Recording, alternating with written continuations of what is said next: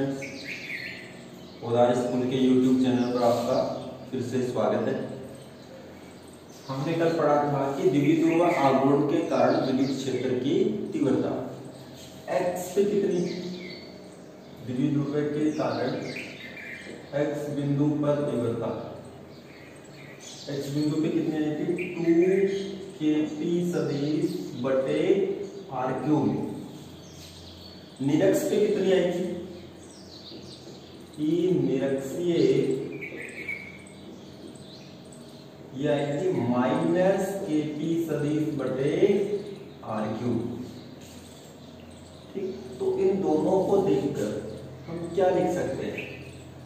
अगर बिंदु समान दूरी पर है, एक बिंदु x पे है, दूसरा बिंदु निरक्ष पे है, तो उनकी तीव्रता क्या होगी? E अक्षीय मोड यानी परिणाम वो E निरक्षीय के मोड का 2 गुना होगा। यानी द्विध्रुव के मध्य बिंदु से समान दूरी पर स्थित x व निरक्ष बिंदु की तीव्रता E अक्षीय बराबर 2 इंटू E निरक्षीय होती है।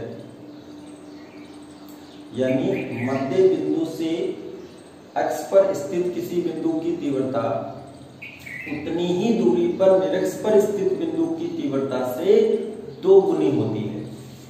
दूसरा पॉइंट ये है, ये तो हमने परिमाण जान लिया कि कितना गुना होता है। अब दिशा में क्या फर्क है? दिशा अगर x पे है, x रेखा पर, तो P सदिश की दिशा में, P सदिश की दिशा में, इसमें माइनस नहीं आ रहा, इसमें माइनस आ रहा है। तो अगर निरक्ष है, अगर निरक्ष पे है तो P सदिश के विपरीत दिशा में। दोनों पॉइंट याद रखने हैं। मैग्नीट्यूड E अक्षीय बराबर 2 इंटू E निरक्षीय होता है, निरक्ष का 2 गुना होता है। डायरेक्शन x पे है तो उसी दिशा में, निरक्ष पे है तो विपरीत दिशा में। तीसरा पॉइंट ये है कि द्विध्रुव के कारण विद्युत क्षेत्र की तीव्रता, द्विध्रुव के कारण वो हमेशा 1/r³ के समानुपाती होता है, जबकि किसी बिंदुवत आवेश के कारण जो तीव्रता है वो 1/r² के समानुपाती होती है। तो कई बार पूछता है कि द्विध्रुव आघूर्ण के कारण विद्युत क्षेत्र की तीव्रता बिंदुवत आवेश के कारण विद्युत क्षेत्र की तीव्रता में क्या भिन्नता है? तो भिन्नता क्या है कि बिंदुवत आवेश के कारण तीव्रता 1/r² के समानुपाती होती है, जबकि द्विध्रुव के कारण विद्युत क्षेत्र की तीव्रता 1/r³ के समानुपाती होती है। अर्थात द्विध्रुव के कारण विद्युत क्षेत्र की तीव्रता अधिक तेजी से घटती है, 1/r³ के समानुपाती है, तो ये इसकी तुलना में ज्यादा तेजी से घटेगी। तीनों पॉइंट याद रखते हैं। अब नए टॉपिक पे चलते हैं। एक समान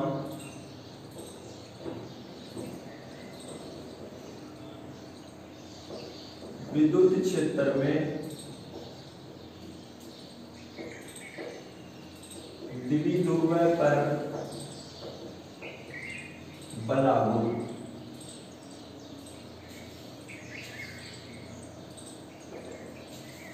यानी अगर कोई द्विध्रुव है उसे एक समान विद्युत क्षेत्र में रखेंगे तो उस पर कितना टॉर्क लगेगा। तो मान लो ये एक समान विद्युत क्षेत्र है। एक समान विद्युत क्षेत्र कैसे दर्शाते हैं? समान दूरी पर समांतर बल रेखाएं खींचकर। ये एक समान विद्युत क्षेत्र E सदिश है। अब इसमें कोई द्विध्रुव है, मान लो यहाँ पे,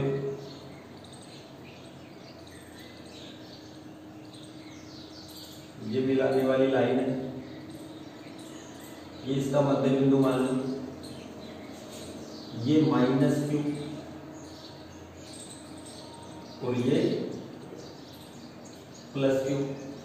ये ए पॉइंट मान लो, ये ओ बिंदु हो गया, ये कौन सा है, बी बिंदु।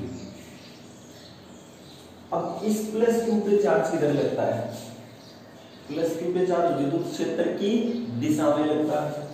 तो प्लस क्यू पे इधर लगेगा फोर्स, ये बल किधर लगेगा, विद्युत क्षेत्र की दिशा में। तो यहाँ पे जो बल है F सदिश, डायरेक्शन हमें दिखाते तो डायरेक्ट लिखेंगे F बराबर क्यू ई। ई विद्युत क्षेत्र में क्यू आवेश पे कितना बल लगता है, क्यू ई। अच्छा, इस पे बल किधर लगेगा, विद्युत क्षेत्र से विपरीत दिशा में कितना लगेगा, क्यू ई। क्यू ई बल लगेगा इससे विपरीत। मैं कहूं इस पूरे द्विध्रुव पर परिणामी बल कितना होगा, द्विध्रुव पर परिणामी बल resultant force F equals two plus के कारण और माइनस के कारण, प्लस के कारण और माइनस के कारण। प्लस के कारण कितना है, क्यू ई, माइनस के कारण कितना है, माइनस क्यू ई। माइनस क्यों लिखा है, क्योंकि इसकी डायरेक्शन आगे है, इसकी डायरेक्शन पीछे। दोनों फोर्स को जोड़ेंगे तो सदिश राशि है तो डायरेक्शन मैटर करेगी, दोनों अपोजिट है, Q E minus Q E. तो टोटल फोर्स कितना आ जाएगा, जीरो। तो बल तो जीरो लगेगा, ठीक है। ऐसे कोई लकड़ी ऐसे रखी हुई है, यहाँ पे फोर्स लग रहा है क्यू ई, यहाँ पे कितना लग रहा है, क्यू ई। तो इस पे टोटल फोर्स कितना हो गया, क्यू ई इधर, क्यू ई इधर, तो जीरो आ जाएगा। तो हम कहते हैं अगर क्यू ई इधर फोर्स लगाएं इस लकड़ी पे, क्यू ई इधर लगाएं, मान लो ये इतनी बड़ी लकड़ी है, इधर क्यू ई लगा रहे हैं इस दिशा में, इधर भी क्यू ई लगा रहे हैं, यानी रस्सी का ये कोना इधर खींचे, ये कोना इधर खींचे, फोर्स तो बराबर है, लेकिन ये जो लकड़ी है वो ऐसे घूम जाएगी। फोर्स बराबर है तो आगे पीछे नहीं चलेगी, लेकिन ये लकड़ी ऐसे घूम जाएगी अपनी जगह पे, है ना। तो आघूर्ण उत्पन्न होगा। उस आघूर्ण का मान कितना होगा, क्योंकि ये इधर घुमा रहा है, ये इधर घुमा रहा है, ये ऐसे घूम जाएगी। तो घुमाने वाला फोर्स क्या उत्पन्न करता है, बलाघूर्ण। तो बलाघूर्ण कितना होगा, तो बलाघूर्ण टॉर्क बराबर कितना होता है, बल इनटू बलों की क्रिया रेखाओं के मध्य लंबवत दूरी। क्रिया रेखा कौन सी होती है, जो फोर्स की डायरेक्शन है।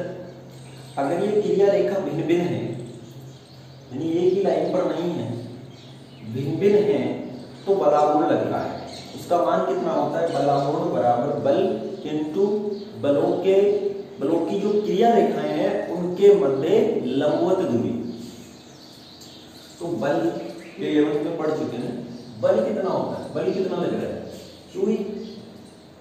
कोई एक बल ले लो, कितना लग रहा है, क्यू ई, इनटू बलों की क्रिया रेखाओं के मध्य लंबवत दूरी।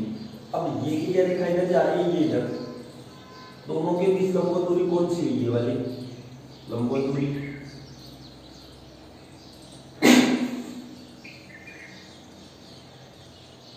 लगता है कोरोना आ गया। देखिए ये पॉइंट सी, ये कोई समकोण त्रिभुज बना लेते हैं, ये पॉइंट सी है। तो यहाँ पे ए बी और सी समकोण त्रिभुज, इसमें ये बीसी क्या है, लंबवत दूरी।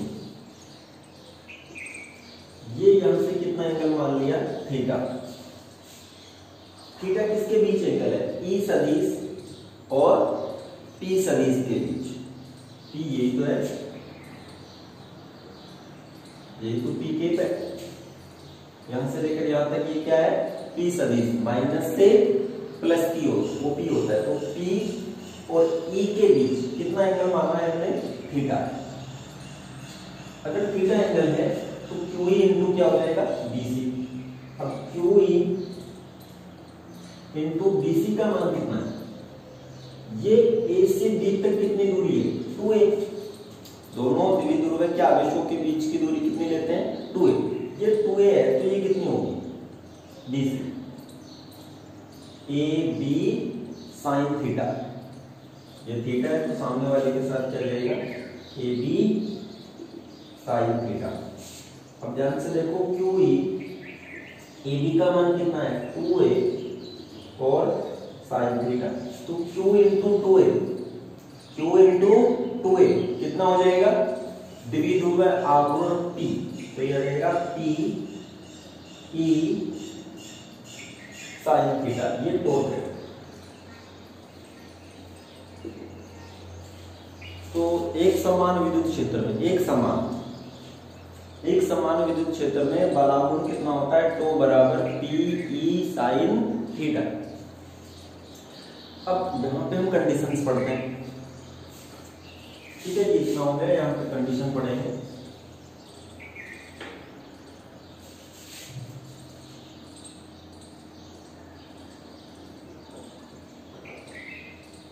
पहला केस है जब थीटा इक्वल्स टू 0 डिग्री, जब थीटा का मान 0 डिग्री हो तो टॉर्क कितना लगेगा, 0 डिग्री का मतलब ये द्विध्रुव आघूर्ण है ना, और ई सदिश एक ही दिशा में, मतलब ये माइनस में आ रखा प्लस में आ रखा, इसी दिशा में रखा हो तो थीटा 0 होगा, और थीटा 0 होगा तो टॉर्क कितना लगेगा, साइन 0 होता है तो 0, टॉर्क 0 है तो ये साम्यावस्था होगी, ये द्विध्रुव की स्थायी साम्यावस्था है।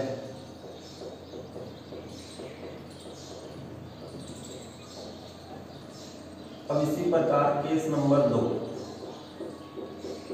जब थीटा बराबर 90 डिग्री हो तो, अब थीटा का मान 90 डिग्री हो तो साइन थीटा कितना हो जाएगा, 1, तो कितना हो जाएगा P, ये अधिकतम बलागुण है तो इसे बोलेंगे S, ये साम्यावस्था के लिए टॉर्क 0 नहीं है अभी तक। तीसरा केस, अधिकतम बलागुण कितना लगता है TE, केस नंबर 3, जब थीटा बराबर 180 डिग्री, 180 डिग्री का मतलब E सदिश इधर है तो P किधर होना चाहिए, इस तरफ, यानी माइनस इधर रखें और प्लस Q इधर रखें, तो माइनस से प्लस की ओर होगी डायरेक्शन P की, तो P इधर है E इधर है, इसे बोलेंगे 180 डिग्री का एंगल। तो जब थीटा 180 डिग्री हो तो टॉर्क कितना होगा, साइन 180 माइनस 1, ये नहीं साइन 180 0, तो टॉर्क भी कितना आ जाएगा 0। ये द्विध्रुव की साम्यावस्था में है, यहाँ पे भी टॉर्क 0 था, यहाँ पे भी टॉर्क 0 है, लेकिन थीटा 0 हो तो स्थायी साम्यावस्था होती है। ये कौन सी होती है, अस्थायी साम्यावस्था।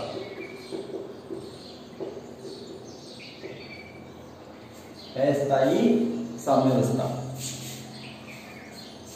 अब स्थायी साम्यावस्था और अस्थायी साम्यावस्था में एक छोटा सा अंतर है, ध्यान से सुनिए।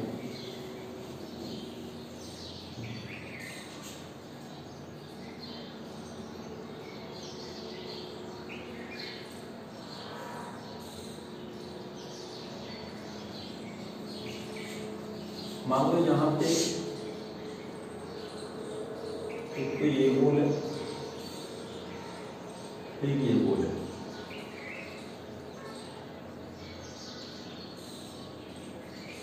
ये दोनों गोल है ए और बी। अगर मैं इस गोल को थोड़ा सा धक्का यहाँ तक दे दूं, यहाँ तक विस्थापित करके छोड़ दूं, तो वापस ये गोल यहाँ आएगी, ऐसे राउंड करते करते करते करते कहाँ पे आ जाएगी, वापस ए पर। तो बी बोल को थोड़ा सा धक्का दो, अभी तो दोनों साम्यावस्था में है, दोनों स्थिर है, दोनों बोल को धक्का देकर देखते हैं। इस बोल को धक्का दो, यहाँ पे छोड़ दो, नीचे जाएगी, क्या ये वापस यहाँ आ सकती है, क्या ये अपनी पूर्व स्थिति में वापस आ सकती है, नहीं आ सकती। ये दोनों साम्यावस्था में तो थी, लेकिन जब इन्हें थोड़ा सा धक्का दे दें, एक तो वापस अपनी स्थिति में आ सकती है जबकि दूसरी नहीं आ सकती। अब जो आ सकती है उसे बोलेंगे स्थायी साम्यावस्था में थी। ये कौन सी साम्यावस्था है, स्थायी है, और ये कौन सी है, अस्थाई है। अस्थाई मतलब थोड़ा सा धक्का लगा, साम्यावस्था गायब। ठीक, यदि द्विध्रुव में होता है, मान लो ये ई सदिश है, ठीक है। अब यहाँ पे एक तो मैं ऐसे रखूं, ये माइनस क्यू और ये प्लस क्यू, तो डायरेक्शन किधर होगी, इस ओर, ठीक है। अब इस पे क्यू इधर लगेगा, माइनस क्यू इधर लगेगा,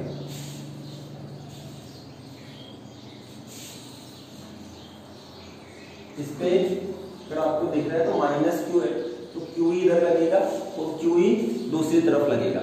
अब इसे थीटा एंगल से घुमा देते हैं, इसे थोड़ा सा घुमा दो, इधर ऐसे घुमा दो,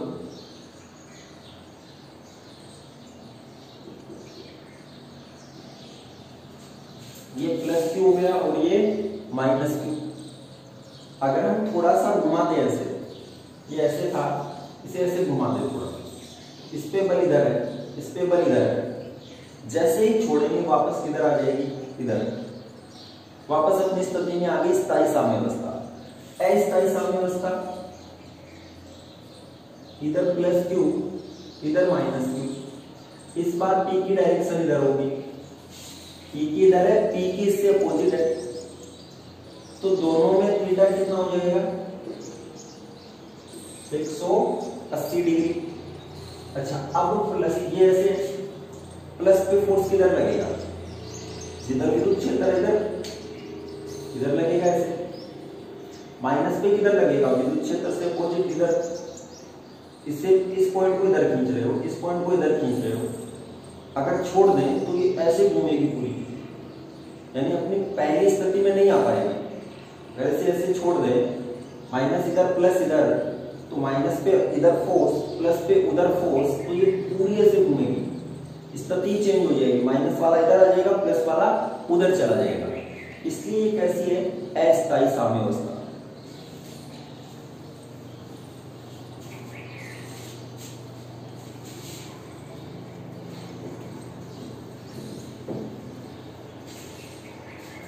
चैप्टर कंप्लीट हो चुका है, ठीक है। लेकिन एक टॉपिक छोटा सा और कर लेते हैं। मान लो जो द्विध्रुव था उसके एक्स पे हमने तीव्रता निकाल ली, निरक्ष पे निकाल ली, लेकिन हमें किसी थीटा कोण पर दे दे, न तो वो एक्स पर है न निरक्ष पे है, तब तीव्रता कितनी होगी। ठीक, सिलेबस इतना ही था, सिलेबस हमारा हो चुका है, लेकिन एक छोटा सा टॉपिक और कर लेते हैं। आर थीटा बिंदु पर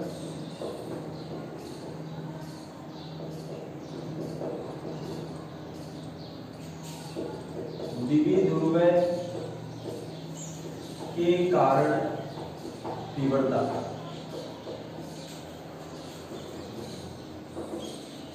आर थीटा बिंदु पर द्विध्रुव के कारण तीव्रता। अब तीव्रता देखते हैं, यहां पर बिंदु कौन सा है, आर थीटा। ये मान लो आपका द्विध्रुव है ए डी और ये ओ, इनके बीच की दूरी कितनी लेते हैं, 2a। इस बार पॉइंट कहीं यहां पर है P, यहां मान लेते हैं ये बिंदु P है।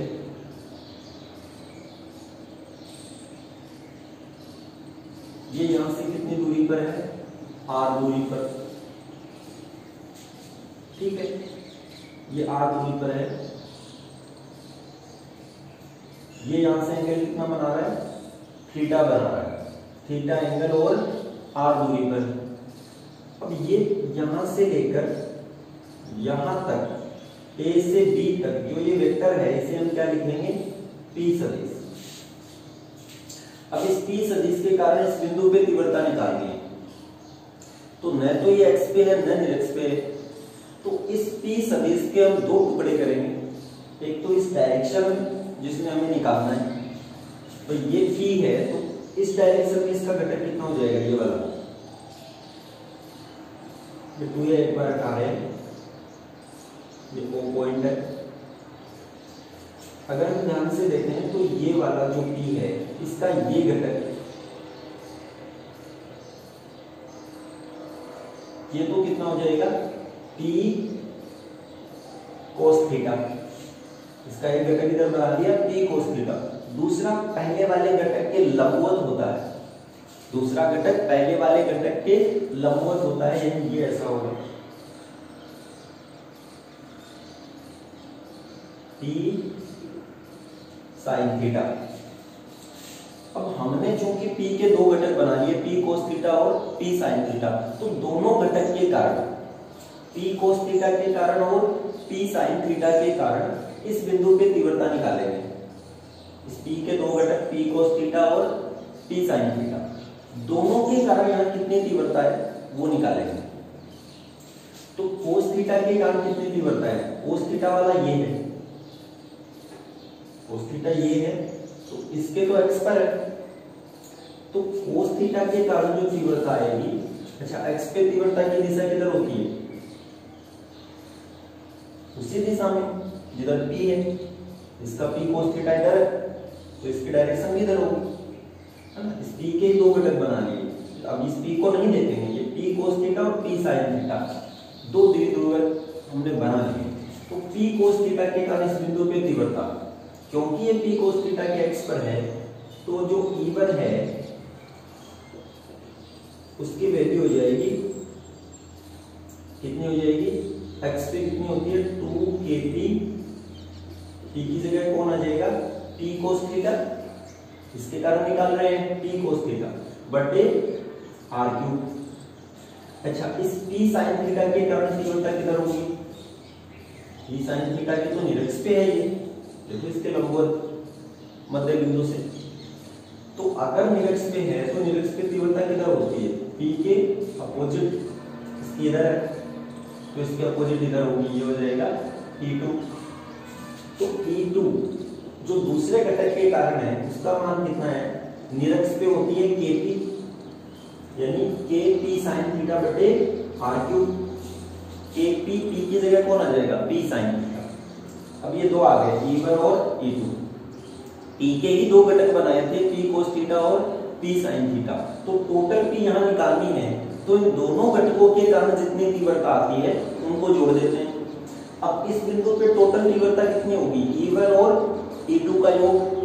अब E1 E2 सदिश है तो E बराबर कितना हो जाएगा, under root E1 square plus E2 square plus 2E1 E2 और कोस दोनों के बीच का एंगल, सदिश को जोड़ रहे हैं तो कितना आ जाएगा 90, कोस 90 तो 0 हो गया, है ना। तो क्या हो गया, E बराबर अंडर रूट E1 स्क्वायर, इसका square 4k square p square कोस स्क्वायर थीटा बटे r की पावर 6 प्लस इसका square k square p square sine square theta बटे r की पावर 6। यहां से क्या कॉमन आ रहा है, k square p square r की पावर 6, यहाँ बचा 4 कोस square theta plus sine square theta, इसे बाहर लिख लो तो k p बटे r क्यूब, ये बाहर आ जाएगा यहाँ से k p बटे r क्यूब। यहाँ क्या रह गए 4 कोस स्क्वायर थीटा, इसे लिख सकते हैं 3 cos square theta plus cos square theta, 4 कोस स्क्वायर थीटा है तो 3 cos square plus cos square plus sine square theta, इसे 3 और 1 कोस में तोड़ लिया तो cos square plus sine square क्या हो जाएगा 1, तो यहाँ पे बच जाएगा kp बटे r क्यूब अंडर रूट, ये तो 1 हो गया तो 1 प्लस क्या बच गया 3 कोस स्क्वायर थीटा, इसकी जगह पे 1 लिख दिया तो ये आएगा। अगर थीटा पे रखा हो तो kp बटे r cube under root 1 plus 3 cos square theta. अब इससे निकालना चाहे x पर, अच्छा x पे निकालेंगे तो थीटा कितना होगा, ये वाला थीटा कितना हो जाएगा x पर 0, x पे निकालें तो थीटा 0 होगा, तो यहाँ cos 0 रखे, cos 0 का मान 1, 3 इंटू 1 3 हो गया, 3 प्लस 1 4, 4 का अंडर रूट कितना होता है 2, तो 2kp बटे r क्यूब इतनी होती है x पे। अच्छा निरक्ष पे पूछे तो थीटा का मान कितना होगा, निरक्ष पे यहाँ चले गए 90। 90 का मतलब ये क्या हो गया, 0, पूरा 0, 1 बचा, 1 + 0 = 1, 1 का √1, तो कितनी आ जाएगी, Kp/r³।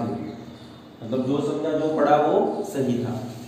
तो r थीटा के ऊपर निकाले तो आएगा Kp/r³ √1 + 3 cos² थीटा।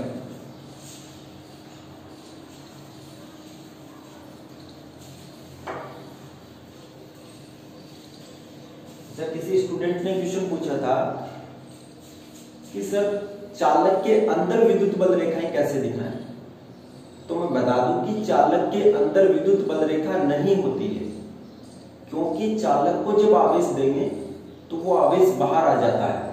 अंदर इलेक्ट्रिक फील्ड हमेशा कितना रहता है, 0। मान लो कोई चालक ऐसे, ठीक है, इसे आवेश दो, तो ये कहां जाता है, पृष्ठ पे। कितना भी आवेश दे दो, कहां पे आएगा, पृष्ठ पे आएगा। अंदर इलेक्ट्रिक फील्ड कितना होगा, 0 होगा, क्योंकि जितना भी चार्ज है वो प्रतिकर्षित होता है।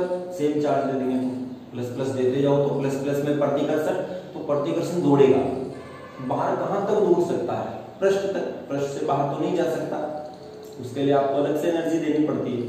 तो ये प्लस बाहर आ जाता है, ठीक है। तो अंदर इलेक्ट्रिक फील्ड कितना हो जाता है, 0। और विद्युत बल रेखा किसको प्रदर्शित करती है, विद्युत क्षेत्र को।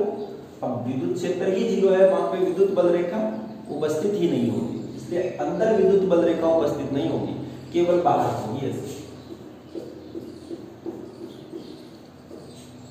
परपेंडिकुलर, इस सतह से परपेंडिकुलर, ठीक है। अच्छा, किसी चालक को विद्युत क्षेत्र के अंदर रख दे, बहुत भारी, मान लो ये गोला है आपका, चालक है, उदासीन है, चालक है और उदासीन है, इसे इस विद्युत क्षेत्र में रखते हैं ऐसे।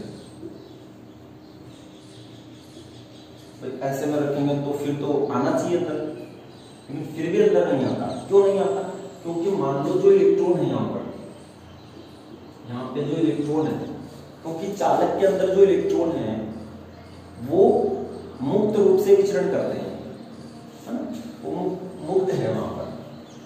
अच्छा, ये उदासीन है, तो जितना माइनस है उतना प्लस भी है इसके पास। अब ध्यान से देखो, जैसे इलेक्ट्रिक फील्ड लगाएंगे तो इलेक्ट्रॉन पे क्या लगेगा, बल लगेगा।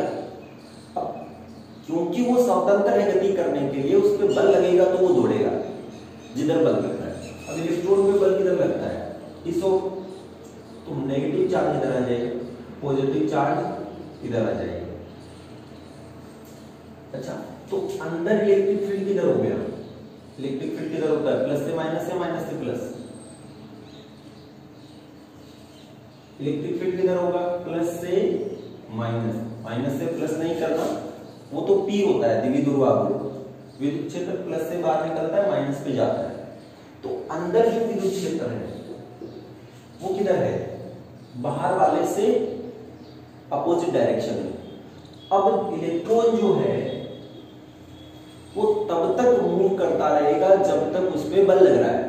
इलेक्ट्रॉन तब तक दौड़ेगा जब तक उस पर बल लग रहा है, और बल लग रहा है तो वो दौड़ता जाएगा इधर, और जैसे जैसे दौड़ेगा वैसे वैसे इलेक्ट्रिक फील्ड बढ़ती जाएगी।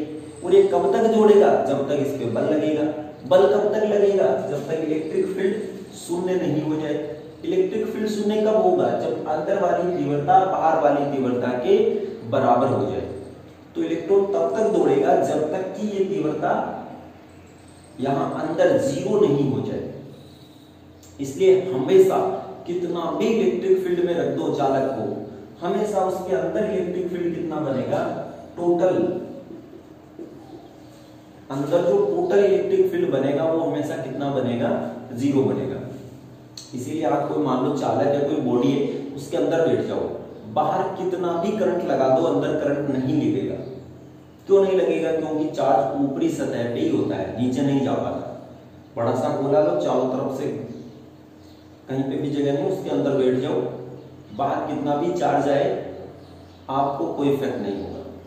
इसीलिए कहते हैं जब ऊपर से आसमान से बिजली गिरती है, गाड़ी में बैठे हो तो गाड़ी के दरवाजे वगैरह बंद कर लो। उससे क्या होगा, क्योंकि जो भी चार्ज आएगा वो गाड़ी एक चालक है तो ऊपरी सतह से ऊपरी सतह के ऊपर बिखर जाएगा चार्ज, ठीक है, अंदर नहीं आ पाएगा। तो ये है चालक के लिए। चालक के अंदर बल रेखाएं नहीं होती, क्यों? क्योंकि इलेक्ट्रिक फील्ड कितना होता है? 0 होता है। धन्यवाद।